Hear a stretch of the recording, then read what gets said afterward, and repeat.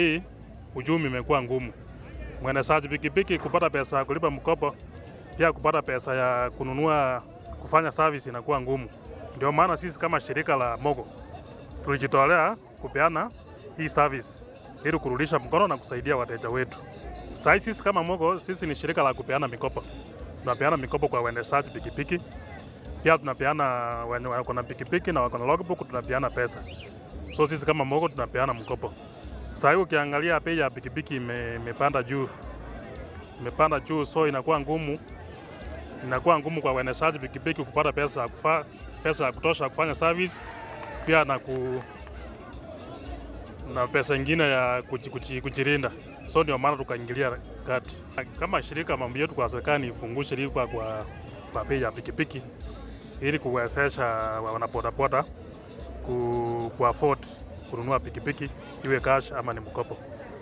Kama sasa nashukuru sana shirika la Bajaj, kuna pikipiki ya HD125 ambayo bei yake iko chini na pia deposit yake iko chini. So serikali pia kaingilia kati ipunguze lipa kwa pikipiki. So we are focusing on vijana sana. Tunajua idle mind ndio workshop ya shetani. Si ni kweli?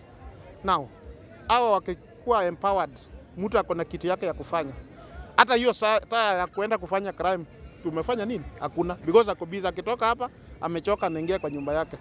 So tunasisitiza vijana wakuwe empowered nyingi, ndio crime, hata rate ya crime ifanye nini? Izidi kupungua. Population ya pikipiki within Kisii CBD is 8,000 motorbikes. That is bikes in operation. Na hii number we are able to achieve kama distributor with the help of Mogo. Because siku hizi hali ya uchumi Kenya ni ngumu. Kama hali ya uchumi ni ngumu, kupata hiyo pesa jumla yote kuja ununue mzima si rahisi. That's why tumeleta Mogo kama partner. Wasaidie, wana bridge that gap ya finance. Wanasaidia vijana yetu wapate pikipiki kwa mkopo kwa bei rahisi.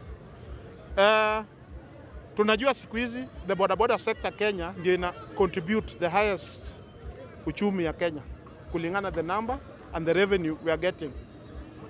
For example, vile nimesema hapo nyuma, Kisii peke yake tuko na over 8,000 bikes operating within the Kisii CBD.